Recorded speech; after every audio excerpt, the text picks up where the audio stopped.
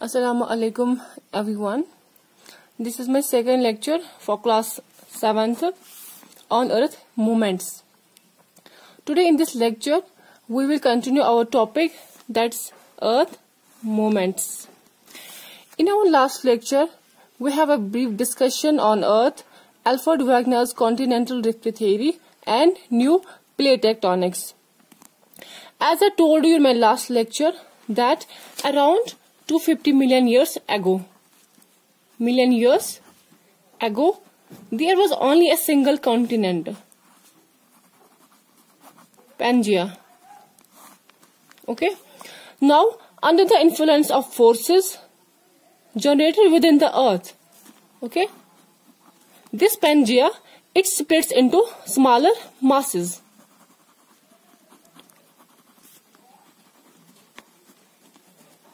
And then they moved away in different directions. These smaller masses, they moved away in the different directions.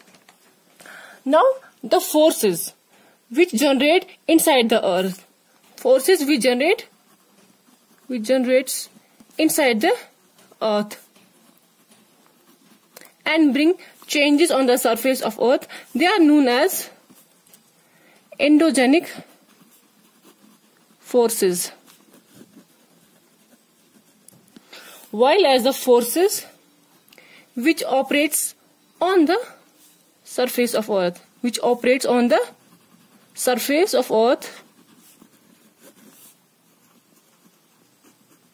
and bring changes on the surface of Earth, they are known as exogenic forces.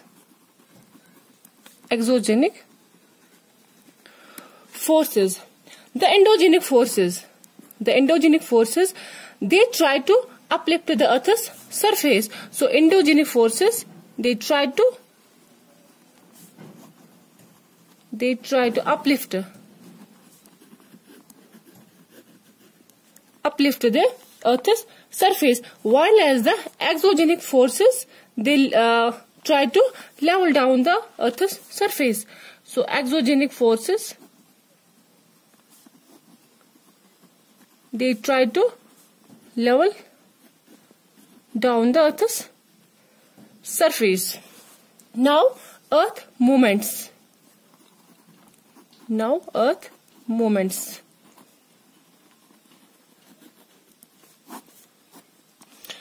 These powerful forces operating within the crust, okay, these powerful forces which operating from within the crust, they are known as Earth movements, which operating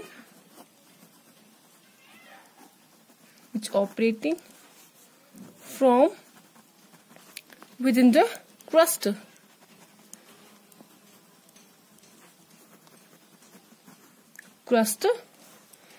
Are known as Earth movements.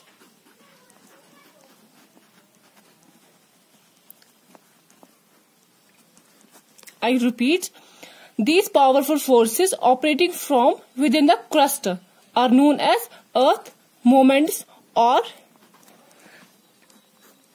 tectonic movements.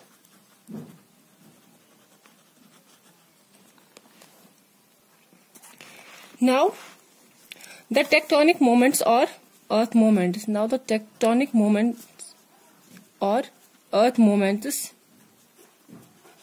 They can be divided into two types. First is sudden movements. Second is slow movements. First, we will discuss sudden movements.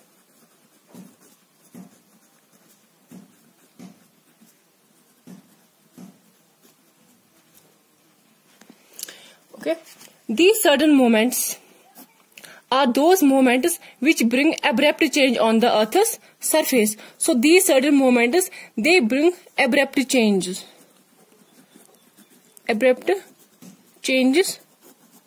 on the Earth's surface. Earthquakes and volcanic eruptions. Volcanic eruption are examples of sudden movements. These abrupt changes which takes place on the Earth's surface, it can cause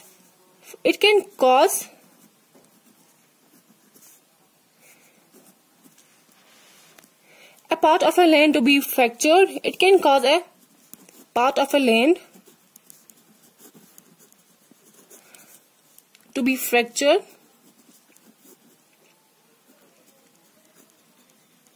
or it can change the course of a river. It can change the course of a river. Course of a river. These abrupt changes which takes place on the Earth's surface, it can cause a part of a land to be fractured, or it can change the course of a river. The second one is slow movements.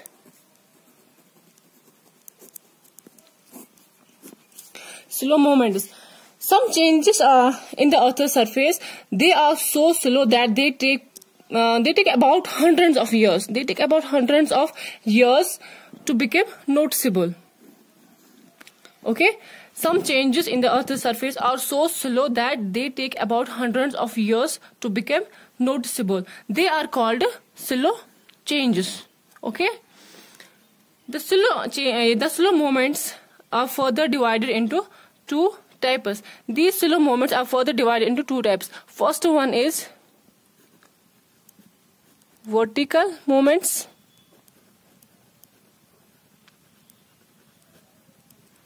and second one is horizontal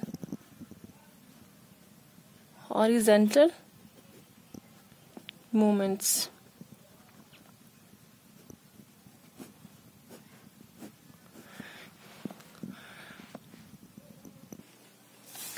Firstly, we will talk about vertical movements.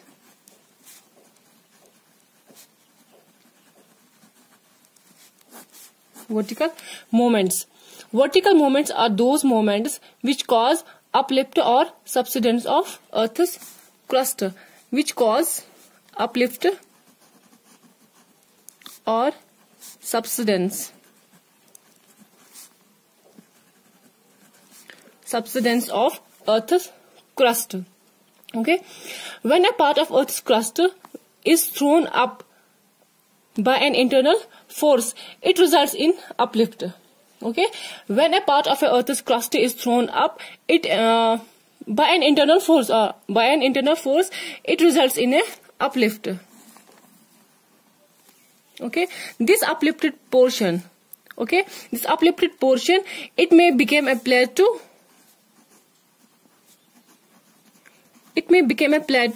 Or it can be a continent.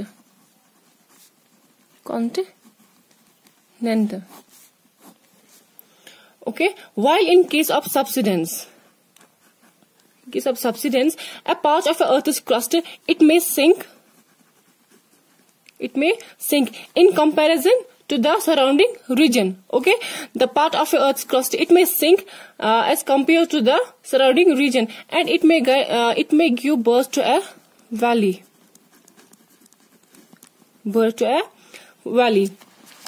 So this was vertical movements. Second one is horizontal movements.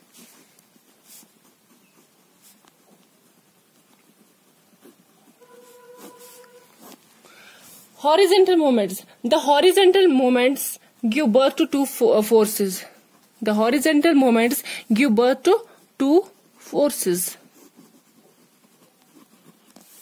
First is compression or pushing. Okay, and second is tension or stretching.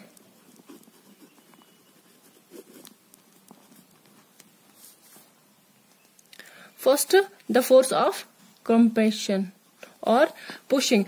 The compression force lead to the bending of rock. The compression or pushing forces, they lead to the bending of rock layer. Or we can say the bending of rock layer. What's bending of rock layer? The bending of rock layer is known as folding. Hence, the compression force or pushing, they are responsible for the formation of folding mountains. Folding mountains. While as tension and stretching, the tension leads to the breaking. The tension, it leads to breaking or fracturing of rock layer. Okay, and they are responsible for the formation of block mountains. They are responsible for the formation of block mountains and rift valleys.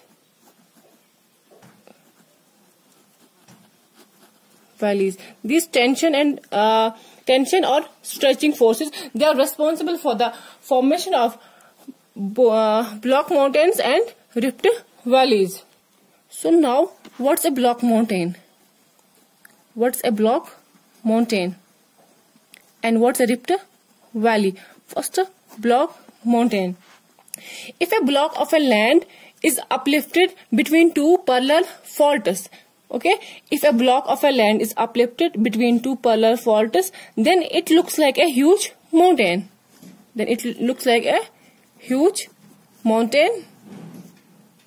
Which is known as block mountain.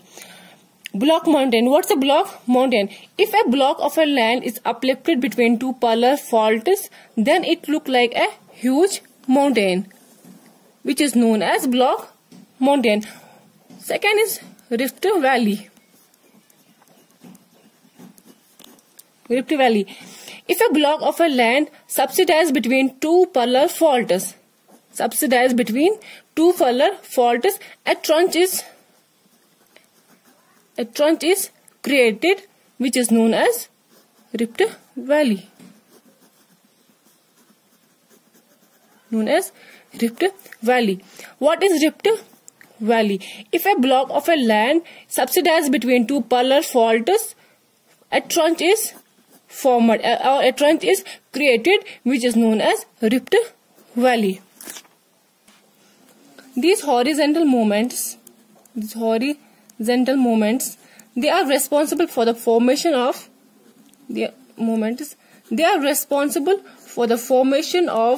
mountains and rift valleys.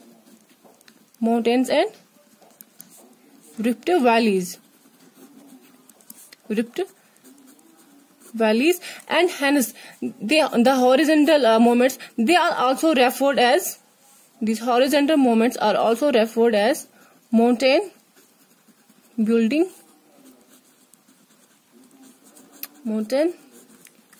moments.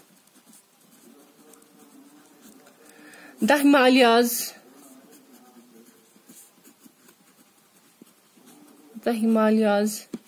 the Rockies, the Alpines,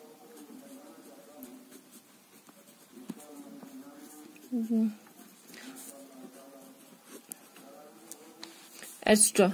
They have been formed due to these horizontal movements. Okay, so these are formed due to the horizontal movements. Thus, this was all about the Earth's movements. These Earth movements, actually, they are very important for forming various types of land forms on the Earth, on the surface of Earth. So these Earth movements, they are very important. These earth movements are very important for forming various types of landforms. For forming various types of landforms on the surface of Earth. Okay, so this was all about Earth movements. Inshallah, in next lecture we will start our new topic. Till then, Allah Hafiz.